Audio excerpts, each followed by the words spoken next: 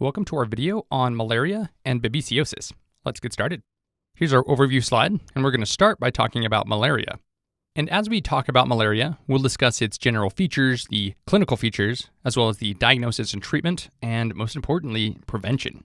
Now, malaria is a protozoal infection of red blood cells caused by Plasmodium species. And the four most common types are Plasmodium falciparum, Plasmodium vivax, Plasmodium ovale, and Plasmodium malariae. And the transmission occurs by the bite of an infected female Anopheles mosquito, and it's endemic to Asia, Africa, and parts of Central America and the Caribbean. And so, malaria is a common cause of fever in travelers to those regions. In hemoglobinopathies, such as sickle cell trait, G6PD deficiency, and thalassemias, red blood cells are rapidly destroyed by intra or extravascular hemolysis. And that actually makes it harder for Plasmodium to survive in those host red blood cells. So, interestingly, those disease states are protective against malaria.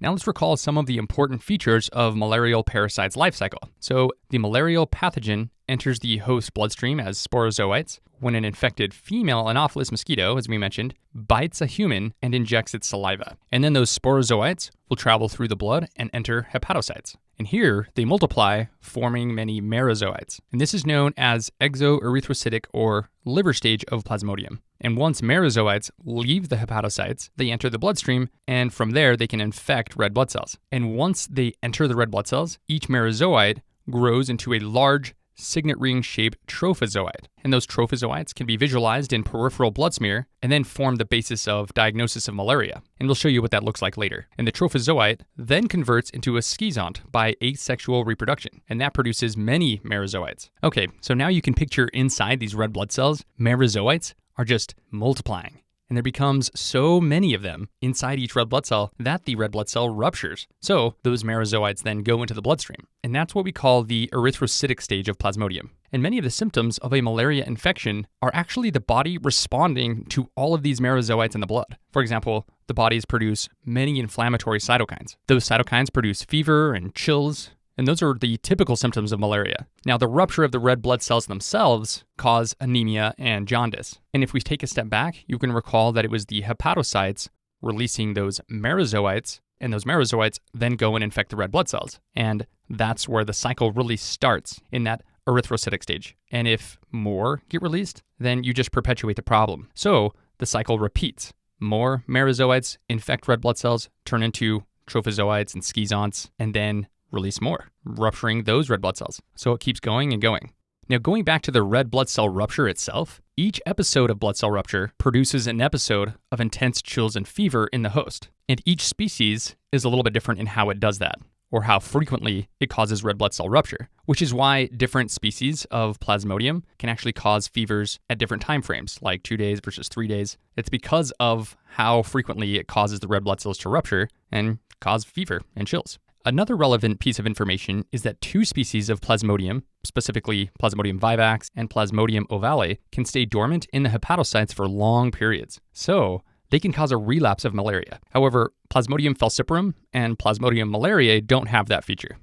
Now, this table shows the different types of Plasmodium species and their important features, and specific patterns of fever are associated with each Plasmodium species. As I mentioned earlier, Plasmodium falciparum can produce a constant fever, meaning daily paroxysms or spikes of fever, or it can produce a tertian fever, meaning fever spikes occurring after every 48 hours. Now, Plasmodium vivax and Plasmodium ovale both cause a tertian fever, so once again, just like Plasmodium falciparum, they would cause fevers that spike after every 48-hour period. And Plasmodium malariae cause a quartan fever, meaning fever spikes occurring after every 72-hour period. However, these classic patterns of fever take time to establish, and you may actually not see it early in the infection. And as discussed already, the hypnozoite stage, which is the dormant stage in the hepatocytes, is seen only in Plasmodium vivax and ovale, but not in Plasmodium falciparum or Plasmodium malariae. Plasmodium falciparum is the most common species that causes malaria, and it's also the most severe and life-threatening. In fact, this particular species can cause cerebral malaria when it severely affects the central nervous system, and it's that in particular that carries the high mortality. So in other words, Plasmodium falciparum is the most lethal, and why is it the most lethal? It's because it affects the central nervous system. Now, Plasmodium vivax is the second most common cause of malaria. and those can be severe as well. Another interesting point to know is that Plasmodium vivax makes use of what's called Duffy antigens, and they can use those to enter the red blood cells. So if there's an absence of Duffy antigens on the surface of red blood cells, then that actually protects the host from being infected with Plasmodium vivax. And lastly, Plasmodium ovale and Plasmodium malariae cause less severe infection as compared to those other two we discussed. Now let's talk about the clinical features of malaria. Now, the classic presentation is actually absent in many patients. And what is that classic presentation? It's the fever paroxysms. But that being said, it's actually really important to know for your exam, and sometimes you can get pimped on this. So let's clarify what these are. So the paroxysm usually starts with intense chills and shivering, followed by a few hours of a high-grade fever. So they have that, and that is followed by profuse sweating and then resolution of the fever. In other words, they feel horrible. You've got these chills and shivering. A few hours later, they get a high fever, and then after that, they get sweating, and then the fever goes away. So that's the fever paroxysm. And as already discussed, these fever paroxysms occur daily with Plasmodium falciparum infections, and every 48 hours with Plasmodium ovale and Plasmodium vivax infections, and then every 72 hours with Plasmodium malaria infection. Other nonspecific symptoms, such as malaise, myalgia, headache, nausea, vomiting, and diarrhea, may be present as well. In addition, as mentioned earlier, the red blood cell rupture and malarial infections can produce signs of hemolytic anemia. So they'll have signs of anemia, such as conjunctival pallor and fatigue, and the raised unconjugated bilirubin level can lead to jaundice, and the patients can have splenomegaly. So then it would follow that thrombocytopenia can also be present in these patients. And another interesting point, especially in children, is that hypoglycemia is a frequent complication, and it often requires correction when it's present. Now, a severe manifestation of malaria is cerebral malaria, which we discussed before. That simply means the malaria infection is in the CNS and causes dysfunction. And what is that dysfunction? Well, it's altered level of consciousness, seizures, and coma. And which species do you attribute that to? It's almost always the Plasmodium falciparum infection. So this particular species will infect erythrocytes and then start to occlude cerebral vessels. So that makes this species especially dangerous and carries with it a high mortality, even with treatment. So how do you diagnose it? Well, when suspecting malaria, a thick and thin peripheral blood smear is ordered. This is the gold standard test to diagnose malaria because it allows visualization of the Plasmodium trophozoites. Remember how we said a few slides ago in the life cycle that the hepatocytes release merozoites? The merozoites go and infect red blood cells, and in there, they form trophozoites. And you're trying to visualize those trophozoites on the blood smear. Okay, so we mentioned a thick and thin peripheral blood smear. What's the thick smear? The thick smear examines a thick layer of blood, and so it has a very high sensitivity to detect the presence of parasites. So one way to think of the thick smear as being different from a thin smear is that it just has more of a sample. So you're more likely to catch one of the red blood cells with some trophozoites in it. And to visualize those trophozoites, you use IgM sustain. So what about the thin smear? The thin smear identifies the specific species of Plasmodium. So for example, in a Plasmodium falciparum infection, you can see multiple ringed trophozoites on that thin smear, whereas a single central trophozoite is more common with a Plasmodium vivax infection. Other peculiar features of a vivax-infected red blood cell includes an enlarged red blood cell and Schuffner granules, which appear as round red-yellow dots dispersed throughout the red blood cell. And as we mentioned before, malaria usually causes hemolytic anemia. So it makes sense that you would get other supportive diagnostic measures, including a complete blood count, because that can show you anemia and thrombocytopenia. So here's a blood smear showing Plasmodium vivax infected red blood cells. Note the large trophozoite rings in the center of these two red blood cells, along with these uniform round red spots called Schuffner granules. And you can see that those are dispersed throughout the red blood cell. Also notice that these infected red blood cells are larger than the surrounding normal red blood cells. So again, you've got a central trophozoite, they enlarge the red blood cell, and then you get all these Schuffner granules. In contrast, Plasmodium falciparum is usually visualized as multiple small ring-shaped trophozoites. So you got a bunch of them in there. And there's actually not a significant change in the red blood cell size. So you can see more or less how these are similar in size to everything around them. Now, how do you treat malaria? Well, the treatment of malaria is anti-malarial drugs. And the drug of choice is chloroquine phosphate, at least in chloroquine-susceptible areas. However, chloroquine resistance is now pretty widespread in most areas. And this is especially true for most regions in Asia and Africa. So assume chloroquine resistance and actually prescribe other anti-malarial agents. The only two places that don't have significant resistance, where you still can start with chloroquine, are Central America and the Caribbeans. For everywhere else, assume chloroquine resistance. And for those chloroquine resistant areas, again, we're assuming everywhere except for Central America and the Caribbean, you're going to use something like this: an artemisinin-based combination therapy, a quinine, doxycycline, mefloquine, or a combination of atovaquone and proguanil. And it may be hard to remember all of these different drugs, so we have an image mnemonic that goes over the different Plasmodium species and how to treat them in our Step 1 library. So if you're having a difficult time remembering these drugs, then please feel free to refer to that. Now, none of the drugs we just mentioned are effective against the dormant hypnozoite stage of Plasmodium vivax and Plasmodium ovale. And so, in those cases, you need to add primaquine to the drug regimen. And that way, you can actually kill all those hypnozoites that are in the liver.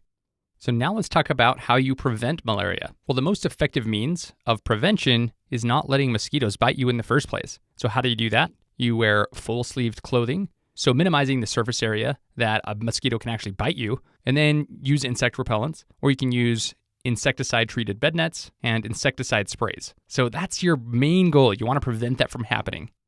But assume you've taken those preventive measures and a mosquito still injected its nasty saliva with all those parasites into you or the patient. In that case, you're going to want to make sure that anti-malarial drugs are already within the patient's bloodstream prior to even being bitten, hence chemoprophylaxis. In fact, that's required for travelers to endemic regions. You're going to want to give them these anti-malarial agents, but stress to your patient that they shouldn't just rely on the drugs. They should really try to prevent the mosquitoes from getting to them, taking those other preventative measures, as we discussed on the previous slide. But you're still going to prescribe chemoprophylaxis. And the reason this is helpful is if they actually get bitten and they get malaria inside their bloodstream, then the degree in which they'll get sick, like how bad the infection will be minimized because of this chemoprophylaxis. Now, chloroquine is used for travel to chloroquine susceptible areas. And which places are susceptible still to chloroquine? Central America and the Caribbean. For all other places, mefloquine is the drug of choice. And alternatives also include doxycycline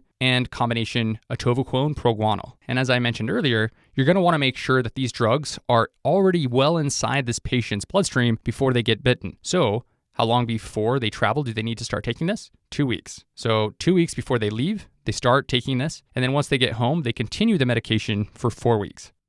Now let's do a quick question. A 27-year-old female presents to the office with the complaint of high-grade fever for 1 week. The fever is associated with chills and fatigue. She recently returned from a 3-week trip to India where she mostly stayed indoors, used insect repellents, and consumed clean water and food. She did not take any medications or vaccinations for the trip. Vital signs are normal. Physical examination reveals moderate anemia, palpable spleen, and mild jaundice. What is the investigation of choice to reach the likely diagnosis? Okay, so this patient has typical symptoms and signs of malaria.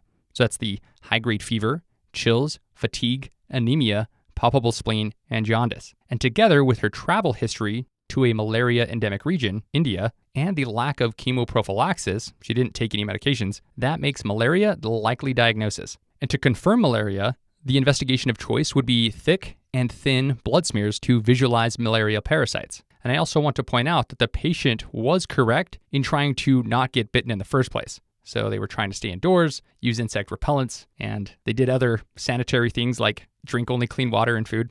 And that's good. You should encourage that kind of behavior. But it would have been great if she already had this chemoprophylaxis on board, because that would help her. Now let's discuss babesiosis. During our discussion of babesiosis, we'll talk about its general features, clinical features, and then diagnosis and treatment. Now, similar to malaria, babesiosis is a protozoal infection of the red blood cells, and it's caused by Babesia microti, and it's transmitted by a tick, specifically the Ixodes scapularis tick. And that tick is also the vector for Lyme disease and anaplasmosis. So oftentimes, patients can be co-infected with those other pathogens, and where that infection is endemic is in the Northeast United States. So what does it look like clinically? Well, babesiosis is usually asymptomatic, or if it produces any symptoms, it's pretty mild. But when it's symptomatic, it usually presents with a gradual onset of flu-like symptoms, like a slowly evolving fever, chills, malaise, and myalgia. Now, signs of hemolytic anemia may be present as well, including pallor, jaundice, dark urine, raised bilirubin, and splenomegaly. Also, asplenia increases the risk of severe disease. And of course, thrombocytopenia would also be a common finding. And note that the presentation of babesiosis can be very similar to that of malaria. And so the region where the infection is acquired, as well as the peripheral film, like the thick and thin peripheral blood smear, can really help with the diagnosis when you're in doubt. Because clinically, the patient isn't going to come in and say, I have malaria or I have babesiosis. They're just going to look like crap, and they're going to have a travel history, or you're going to know where they live, and you can ask them about ticks or mosquitoes and things like that. And then ultimately, you're going to get a diagnosis that can help you dial in what disease is actually causing it.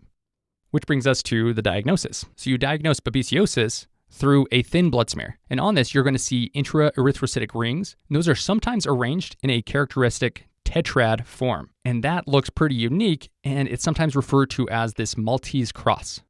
Now, this is a composite image, and these two images show a peripheral blood smear, specifically a thin smear, that reveals babesiosis. And as we mentioned on the previous slide, you can see these intraerythrocytic rings. And you can also see the Maltese cross arrangement, and that's classic babesiosis. So how do you treat this? Well, for treatment, atovaquone and azithromycin is given for 7 to 10 days, and quinine and clindamycin are used for severe cases, and those usually occur in immunocompromised people or older adults or patients with asplenia.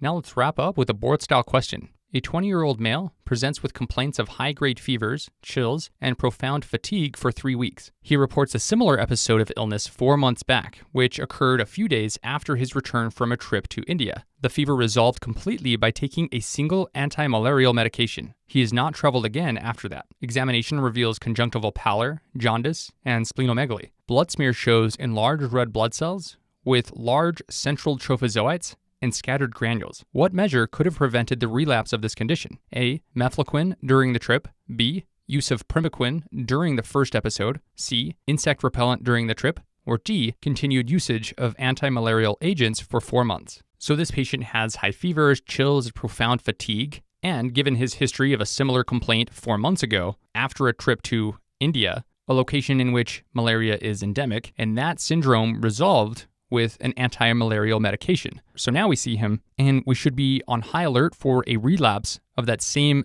malaria-suspicious infection, especially given the fact that he has not traveled again since the resolution of his first episode. So we're not expecting a new infection. And then the physical exam is consistent with the diagnosis of malaria. There was conjunctival pallor, the patient had jaundice, the spleen was enlarged, and the blood smear showed enlarged red blood cells with a large central trophozoite, which diagnoses it right there. That confirms it.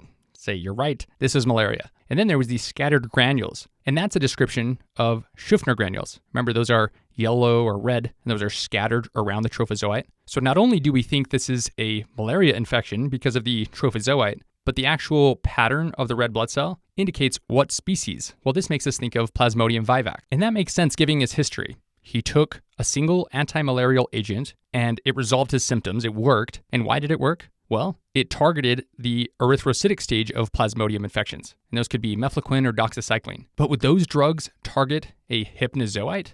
Well, no, they wouldn't. So what that makes us think is he should have been given primaquine at the time, and that would have